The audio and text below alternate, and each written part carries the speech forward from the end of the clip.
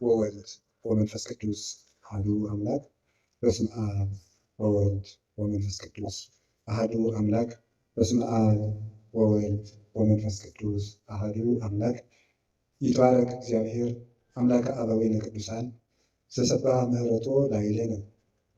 ይቅርታውን ቸርነቱን ምሕረቱን በእኛ ላይ ያጸና ቅድመ ዓለም የነበረ ይህንን ዓለም በቃሊነቱ የፈጠረ ትንኝንም እንኳ ሳይዘነጋ ይመግብ ሥጋችን ለብሶ ዓለምን ያዳነ ዓለምን አሳልፎ የሚኖር ጌታችን መድኃኒታችን ኢየሱስ ክርስቶስ ላደረገልን ለቸርነት ሥራ ሁሉ ከባሕሪ አባቱ ከአብ ከባሕሪ ሕይወቱ ከመንፈስ ቅዱስ ጋር አንድ ለምትወድ መንግሥቱ ክብር ምስጋና ይግባው። የእናታችን የቅድስት ድንግል ማርያም የቅዱሳን መላእክት የቅዱሳን ነቢያት የቅዱሳን ሐዋርያት የሰማዕታት የጻድቃን ረድኤታቸው በረከታቸው ከሁላችን ጋር ጸንቶ ይኑር። በመካከላችን ተገኝቶ እንዲያስተምረን ቅዱስ ፈቃዱ ይሆንልን። እንደ እግዚአብሔር ፈቃድ የምንማማርበት ርዕሳችን ጊዜ ለምን በሚል ርዕስ ነው የምንማማረው። እንግዲህ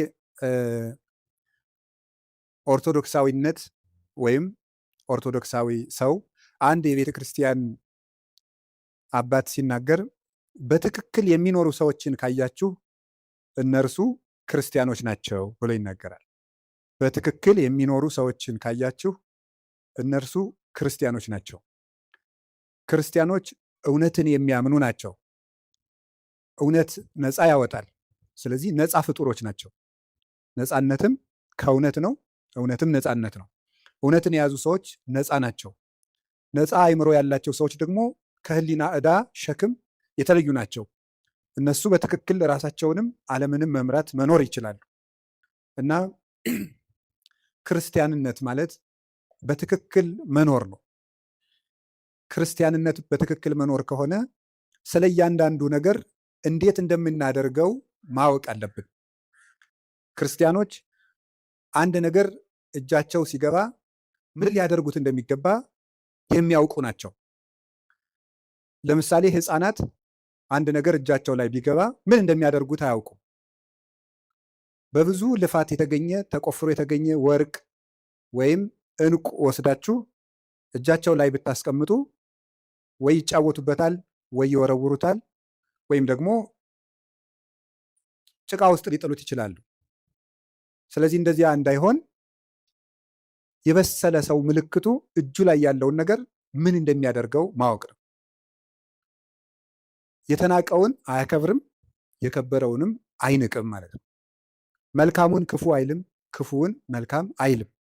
ነቢዩ ኢሳይያስ እንደነገረን አሌ ሎሙ ለለ ይብልዎ ለእኩይ ሰናየ ወለሰናይኒ እኩየ። መልካሙን ክፉ ክፉውን መልካም ለሚሉ ሰዎች ወዮላቸው ይላል። መልካሙን ክፉ ክፉውን መልካም ለሚሉ ወይም የተዋረደውን የሚያከብሩ የተከበረውን የሚያዋርዱ። ያው ሰው ህሊናው ሲንሸዋረር አጥርቶ ማየት ሳይቻለው ሲቀር የከበረው ነገር ዝቅ ብሎ ይታየዋል፣ ዝቅ ያለው ነገር ደግሞ ትልቅ ሆኖ ይታየዋል። ስለዚህ የታነቀውን እያደነቀ ድንቅ የሆነውን ደግሞ እየናቀ ከሱም እየራቀ ይቀጥላል። እና ክርስቲያኖች ለሁሉም ነገር ቁመናም እውነትም ምልከታም ሊኖረን ይገባል። አንዱ ልናውቀው ስትኖሩ ሰውነት ለእኔ ምንድን ነው ማለት አለብን። ዓለም ለእኔ ምንድን ናት? ለምሳሌ ለሌሎች ሰዎች ዓለም መጨረሻቸው ናት። ዓለም መጨረሻዬ ነው ብሎ ያሰበ ሰው ሁሉንም ነገር በዚህ ዓለም ኑሬ ልፍጀው የሰማዩን ማናየ ይላል። ዓለም ለእኛ መሻገሪያችን ናት ብሎ ያሰበ ሰው ደግሞ ዓለምን ተጠቅሞባት ይሄዳል። ገንዘብ ለእኔ ምንድን ነው ማለት አለብን። ሰው ለእኔ ምንድን ነው? መቼ ሰው እንስሳ ነው ብሎ ያሰበ ሰው ለሰው ክብር ይኖረዋል ብለን ማሰብ አንችልም። እንደዚህ ያለ ሰው ደግሞ ሰው እንስሳ ነው ብሎ መነሻ ያደረገ ሰው የሰው መወለድም አይደንቀውም፣ መሞትም አይደንቀውም። ሞተ ሲባልም እንደ ቀላል ነገር ዕቃ እንደተሰበረ ያልፈዋል ማለት ነው። እና ነገሮችን የምንወድቅባቸውም የምንሻገርባቸው ምክንያት ለነገሮቹ ካለን አተያይ የሚመነጭ ነው። እና ትምህርት የሚያስፈልገው ኦርቶዶክሳዊ እይታ እንዲኖረን ነው፣ የጠራ አይን እንዲኖረን ነው። ዛሬ በዚህ ርዕስ በዚህ ቦታ እንድንማማር የፈለግኩት ጊዜ ለኦርቶዶክሳውያን ምንድን ነው የሚለው ነው። ለኦርቶዶክሳውያን ለእኛ ለክርስቲያኖች ጊዜ ምንድን ነው ነው ጊዜ እንዴት ነው? እግዚአብሔር በምድር ላይ ከሰጠን በጣም ትልቁ ስጦታ ጊዜ ነው። እግዚአብሔር የሰጠን ማንም ሊሰጠን የማይችለው እግዚአብሔር የሰጠን እድል ጊዜ ነው። እንደው ይገርማችኋል፣ ግን ሰው ይህንን ትኩረት ሰጥቶት አያውቅም። ሀብት የማይመስሉ ብዙ ነገሮች አሉ የማናስተውላቸው። ለምሳሌ የገጠሩ ሰውም ይተርታል። ጤና ሀብት አይመስልም ይላል፣ ውሃ ገንዘብ አይመስልም ይላል። የጤና ሀብትነት ለሰው አይረዳውም። ብዙ ጊዜ የውሃ ሀብትነት አይረዳውም። የአየር የኦክስጅን ሀብትነት አንረዳውም። ኦክስጅንን ሰዎች የሚያዙበት ቢሆን ኑሮ ለስንት ቀን መቆየት እንደምትችሉ አስባችኋል? ኦክስጅን በሆኑ ሰዎች እጅ ቢሆን ኖሮ ሁላችን ገለውን አናድርም ብላችሁ ነው? እነዚያ ሰዎች እነገሌ ናቸው እንዳትሉ ወስዳችሁ አታነካኩኝ ነው ያልኩኝ። በሰዎች እጅ ቢሆን ኖሮ ነው ያልኩት። በሰው እጅ ቢሆን ኖሮ አየር ስንት ቀን የምንሰነብተው? ዛሬን ራሱ ማደር እንችላለን? እንችልም። የአካል ክፍሎቻችንን ስጦታነት አስተውለን አናውቅም። እግዚአብሔር የሰጠንን ነገር ሰዎች ሊያደርጉልን የማይችሉ እንዲሁ እግዚአብሔር ምናደርግልኝ እንላለን እንጂ እግዚአብሔር አንድ ቀን ጣፊያን ራሱ ስራ እንድታቆም ቢያደርጋት መኖር እንችላለን? እንችላለን? በሰውነታችን ያለውን የጨው መጠን ማን ሊያጣራው ይችላል? ስለዚህ እንሞታለን ማለት ነው። ፊኛ ስራ ብታቆም መኖር ይቻላል? ይቻላል? እስኪ ንገሩኝ። ሌላ የባሰ ነገር ሰው የሚጸዳዳበት የአካል ክፍል ቢዘጋ መኖር ትችላላችሁ? ይቻላል? አይቻልም። እግዚአብሔር የሰጠን የአካል ስጦታ ማንኛውም ሰው የከበረ ሰው እንኳን ከብሮ የሚውለው እኮ መጸዳዳት ስለቻለ የከበረ ሰው እንኳን ቢሆን እና እግዚአብሔር እንዴት አድርጎ ስጦታ እንደሰጠን ማስተዋል አለበት። ደስ እንዲላችሁ ከፈለጓችሁ እጃችሁ ላይ ያለውን እግዚአብሔር የሰጣችሁን ጸጋ ማስተዋል። የሌለንን እየቆጠርን ከምናዝን ያለንን እያየን መደሰት ነው። ደስታ ከውጭ አይመጣም፣ ከህሊናችን ነው የሚመጣው። አንዱ የምናባክነው በጣም እያባከን ነው ያልነው ነገር አካላችን፣ አይምሯችን። እሱም በሌላ ጊዜ ትማሩታላችሁ። እንዴት አድርገን እግዚአብሔር የሰጠንን አካል እያባከን ነው እንደሆነ ትማሩታላችሁ። እኔ ግን ዛሬ መናገር የፈለግኩት ስለ ጊዜ ነው። እግዚአብሔር ጊዜ ሰጥቶናል። ጊዜ በእግዚአብሔር ዘንድ ምንድን ነው? ጊዜ ፍጡር ነው፣ እንደምታውቁት መለኪያ ነው። እግዚአብሔር ያለ ጊዜ ነው የኖረው። ዘመን ሳይፈጠር እግዚአብሔር ነበረ። ጊዜ ፍጡር ነው። በቤተ ክርስቲያን አስተምሮ የመጀመሪያ ሰዓት ትባላለች። ቁጥር የተጀመረው መጋቢት 29 ቀን ነው። መጋቢት 29 እና መጋቢት 30 ሚያዝያ 1 በሊቃውንት አነጋገር ዕለተ ጠቢባን ይባላሉ። ጠቢባን ሥላሴ አንድ ሳይሉ 29 ብለው ስለጀመሩ ነው። እንዲህ ያለው ነገር ለማያምን ሰው አይረዳም። ቅዱስ ጳውሎስ አንደኛ ቆሮንቶስ ምዕራፍ 2 ላይ ሲናገር መንፈሳዊ ነገር ለስጋዊ ሰው ሞኝነት ይመስለዋል ይላል። በስጋዊ ዓይን አይመረመርምና ለብእሲሰ መንፈሳዊ ሁሉ ይተሐሰሶ፣ መንፈሳዊ ሰው ግን ሁሉን ይመረምራል። ወሎቱሰ አልቦ ዘይተሐሰሶ፣ እርሱም ግን የሚመረምረው የለም ይላል። እና ስጋዊ ነገር ያለው ሰው አንድ ሳይባል 29 የማይመስል ነገር ነው ይላል። ሃይማኖት ምንጊዜም ለስጋ የማይመስል ነገር ነው። የምናወጋው የመንፈስ ነገር ስለሆነ የመንፈስ ነገር በስጋ ነገር ሊለካ አይቻልም። መቼስ አሁን ነፋስን በሜትር አንለካው፣ ለሁሉም ነገር መለኪያ አለው። ውሃን በኪሎ ሜትር አንለካው፣ የራሱ መለኪያ አለው። ለራሱ ነገር ለሁሉም ነገር መለኪያ አለው። ከፍታም መለኪያ አለው፣ ዝቅታም መለኪያ አለው፣ ረቂቅ ነገር መለኪያ አለው፣ ፈሳሽ ነገር መለኪያ አለው፣ ጠጣርም መለኪያ አለው። እንዲሁ መንፈሳዊ ነገርም የራሱ መለኪያ አለው። ውሃውን በሜትር ጤፉን ደግሞ በሊትር መቼስ ልለካው አይባል፣ መለኪያ አለው። የነፍስም ነገር የራሱ መለኪያ የራሱ ዩኒት ስታንዳርድ አለው። ስለዚህ የነፍስን ነገር የምንረዳው እግዚአብሔርን በመፍራት ነው። እግዚአብሔር ጊዜን ሳይፈጥር ነበረ፣ ጊዜን ፈጠረ። የመጀመሪያዋ ሰዓት መጋቢት 29 ቀን ፈጠረ። ጊዜ በጊዜ ምን እንደተደረገ አስተውሉ። በጊዜ ከተደረጉ ነገሮች አንዱ እግዚአብሔር በጊዜ ይሄንን ዓለም ፈጥሮታል። ይሄንን ዓለም ፈጠረ። 7 ዕለታትን ፈጠረና አቆመ።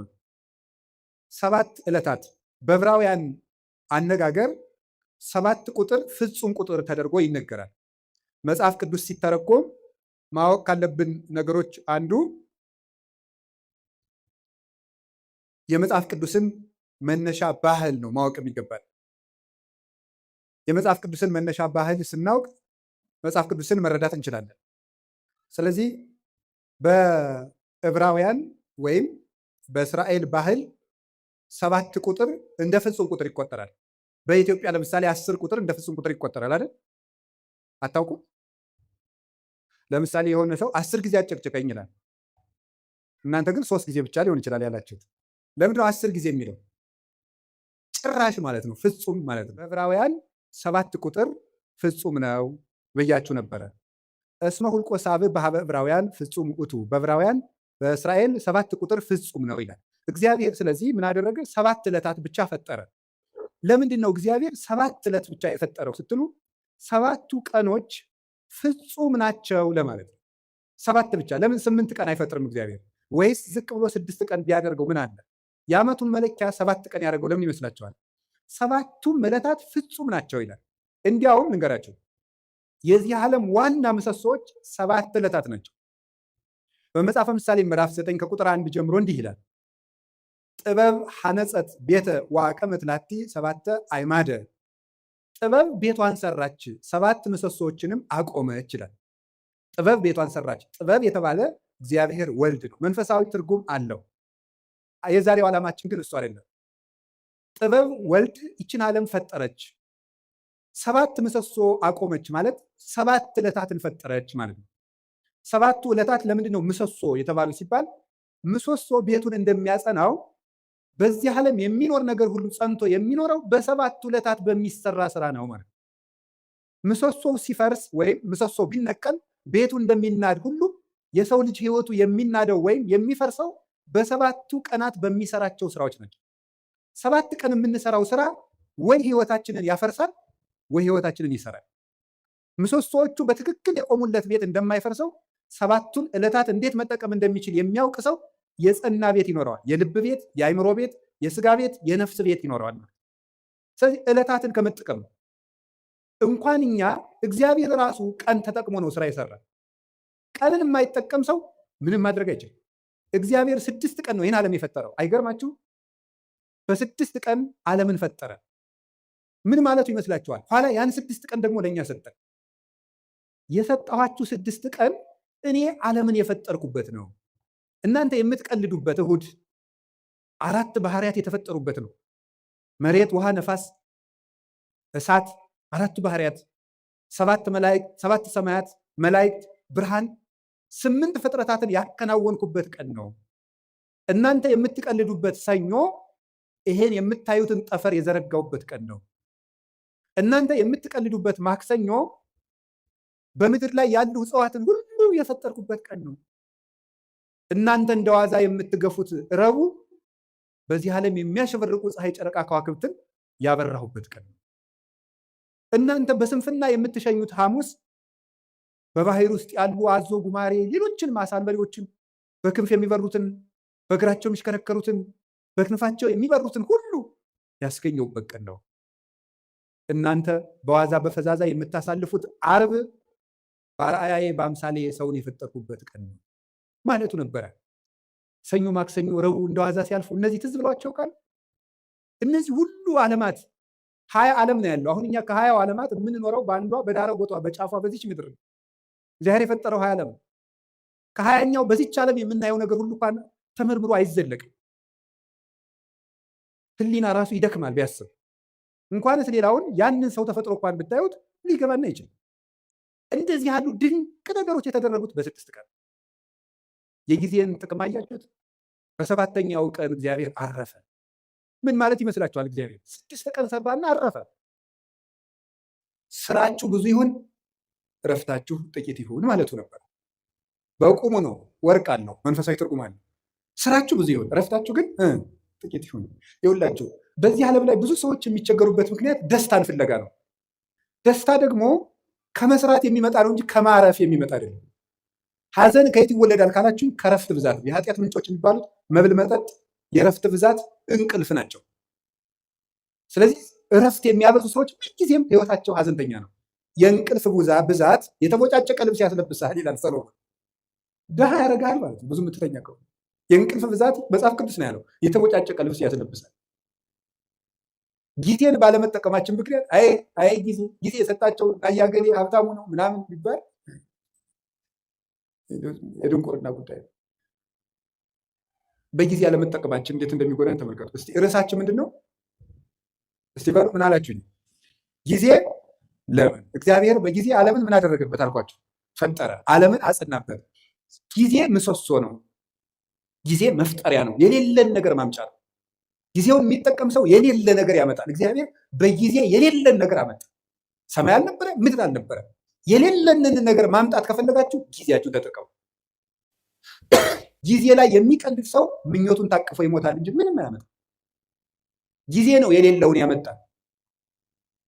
እግዚአብሔር በጊዜ ለክቶ የምሕረት ቀጠሮ ሰጠ። በኖህ ዘመን 120 ቀን 120 ዓመት ሰጠው አለ። 100ውን ቀለዱ፣ በ20 አጠፋቸው። 20ውን ትቶ አጠፋቸው። በኖህ ዘመን የነበሩ ሰዎች 120 ሰጣቸው። 20ው ሲቀር ንስሐ እንገባለን ሲሉ 100 ሳያልቅ ጨረሳቸው። ጊዜን ካልተጠቀምክበት ብሰጥህም አትጠቀምበት ብሎ ወሰዳቸው። ዛሬ ለምን ይመስላችኋል የምንቀሰፈው? እግዚአብሔር ጊዜ ሰጠ፣ አልተጠቀምንበትም። ስለዚህ እየቀነሰ ይወስድናል ማለት። በሰጠን ጊዜ ካልተጠቀም ከእድሜያችን ቀንሶ ያነሳናል። የማያፈራለትን ዛፍ በጓሮ የሚንከባከብ ገበሬ ጅል ማን አለ? የባስ በጠፈጠፉ እየተጠፈጠፈ ሌሎችን አዝመራዎች እንዲያጠፋቸው ይልቁን በጊዜ መቁረጥ ነው። ስለዚህ እግዚአብሔር ይቆርጣል። የማያፈራው ፍሬ የማያፈራውን ዛፍ ከሱ ይቆርጡታል ብሎ ነገሩ። ወይ ወዲጎ ውስጥ እሳተ ገሃነም፣ በእሳት ያቃጥሉታል። ምን ፍሬ የማያፈራውን ቅርንጫፍ። አነ ውእቱ ሀረገ ወይን ዘጽድቅ ወአንትሙ አይጹቂሁ ንበሩ በየዋነ ብክሙ። እኔ የወይን ሀረግ ነኝ፣ እናንተ ደግሞ ቅርንጫፎች ናቸው። በእኔ ኑሩ፣ እኔም በእናንተ እኖራለሁ። ፍሬ አፍሩ፣ ካላፈራችሁ ትቆርጣላችኋል።